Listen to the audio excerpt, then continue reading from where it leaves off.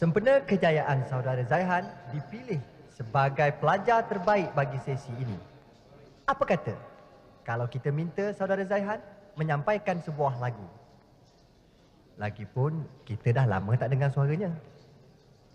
Macam semua setuju? Setuju!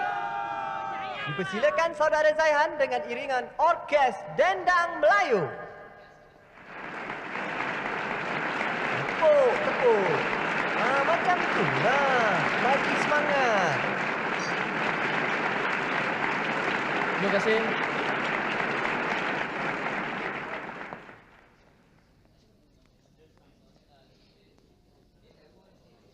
Kita malam memang.